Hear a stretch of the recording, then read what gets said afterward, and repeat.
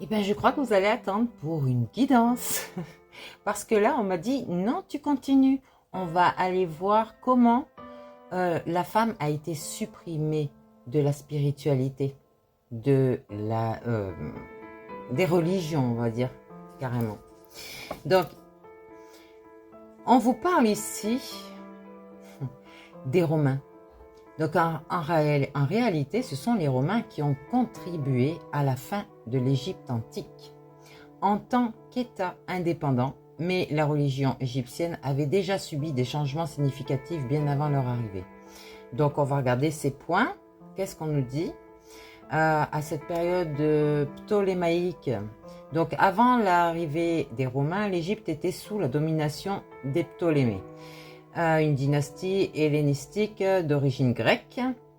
Ils ont introduit des éléments de la culture grecque, mais la religion égyptienne a continué à prospérer.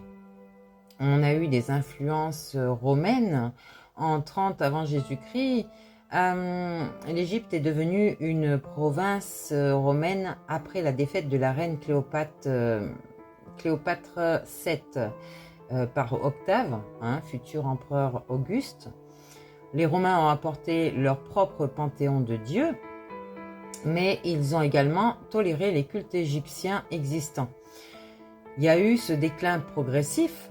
Le déclin de la religion égyptienne a été vraiment progressif avec la montée du christianisme et la fermeture des temples au IVe siècle de notre ère. Cependant, les anciennes croyances ont laissé une empreinte durable sur l'histoire de la culture égyptienne. En somme, bien que les Romains aient joué un rôle dans la fin politique de l'Égypte antique, la religion égyptienne a connu des évolutions complexes et continues au fil des siècles. Donc, comment la place des déesses a-t-elle évolué au fil du temps? La place des déesses dans la société égyptienne antique a connu des évolutions significatives.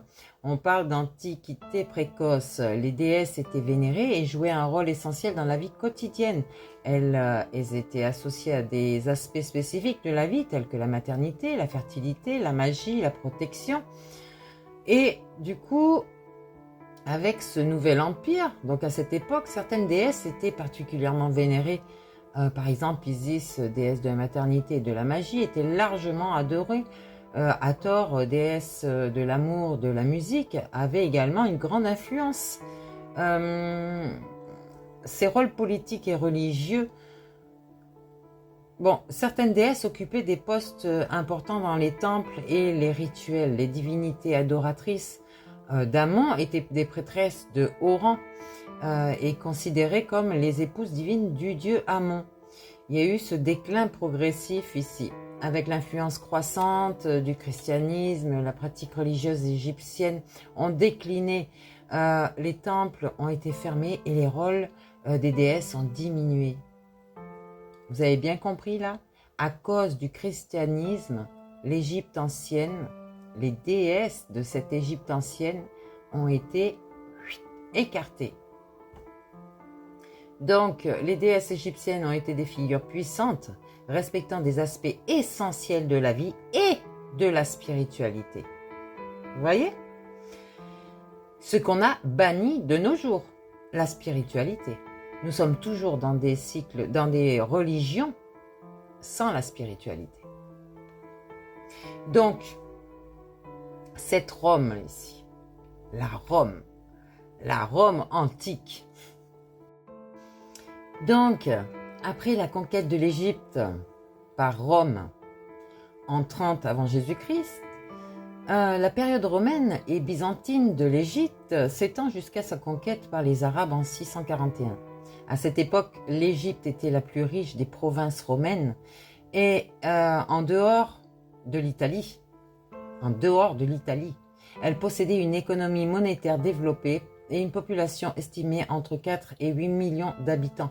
Alexandrie, deuxième ville de l'empereur romain, était un port important.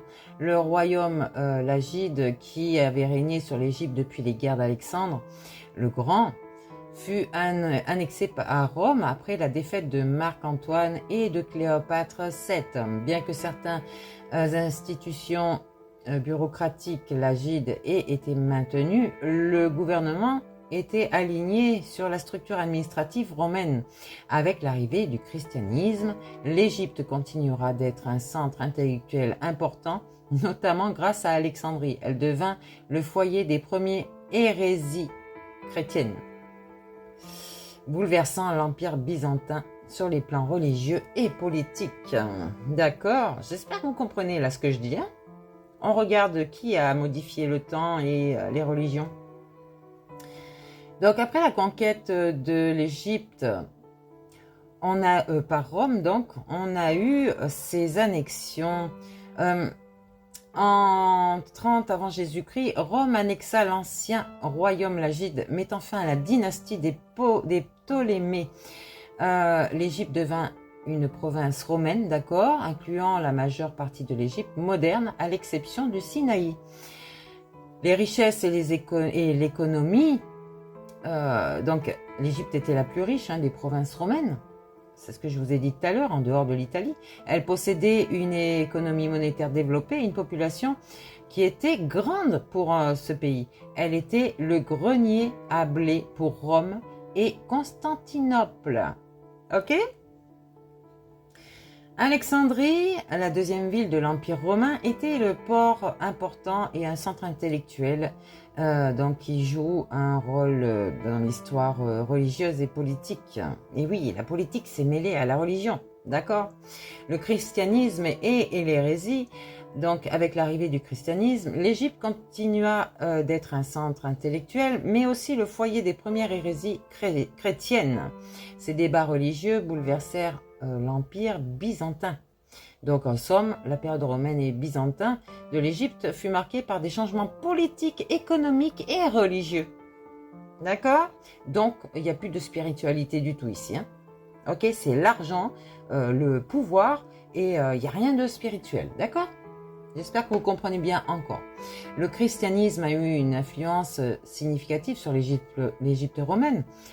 Donc ses origines, selon la tradition copte chrétienne, le christianisme a été introduit en Égypte par saint Marc pendant le règne de Néron à Rome. Saint Marc a converti de nombreuses personnes à cette foi initialement interdite avant d'établir le patriarcat donc d'Alexandrie en 61 de notre ère. Il y a eu des développements de la communauté chrétienne ici. Hein. L'Égypte a vu l'établissement de la communauté chrétienne et de sa hiérarchie à Alexandrie. Cette ville est devenue un centre important pour le christianisme. Les réponses du gouvernement romain, les autorités romaines ont réagi de manière différente au christianisme, allant de la tolérance à la persécution. Les martyrs chrétiens ont joué un rôle crucial dans la fin de l'histoire. En somme, le christianisme a laissé une empreinte durable sur l'Égypte romaine, influençant sa culture, sa religion et son histoire. Ils ont tout changé avec le christianisme. Oui, pendant la période de l'Égypte romaine, des conflits et des tensions ont émergé entre les Romains et les Égyptiens. L'émeute d'Alexandrie, en 40 de notre ère, des émeutes ont éclaté à Alexandrie où les Juifs étaient accusés de ne pas rendre les honneurs dus à l'empereur. Ces tensions reflétaient des différences culturelles et religieuses entre les communautés. Ça a divisé pour mieux régner, d'accord ? La statue de Caligula, en réponse à ces émeutes, l'empereur Caligula a ordonné l'érection d'une statue de lui-même dans le temple de Jérusalem, provoquant davantage de conflits. Ben oui, l'adoration d'une statue, hein, soi-disant la religion chrétienne, on dit ne pas adorer. Eh ben non. En somme, les relations entre les Romains et les Égyptiens étaient complexes, mêlant des aspects politiques, religieux et culturels. Donc ici, on parle de l'Égypte antique. Les interactions religieuses étaient complexes, mais il n'y a pas de preuves solides de conflits majeurs entre différentes communautés religieuses. Bon, le polythéisme harmonieux, d'accord. La religion égyptienne était un système polythéiste où de nombreuses divinités coexistaient. Les Égyptiens vénéraient divers dieux et déesses, chacun ayant des attributs spécifiques. Ils croyaient en harmonie mat et en l'importance de maintenir l'équilibre dans l'univers. Et je continue parce que je n'ai plus de temps.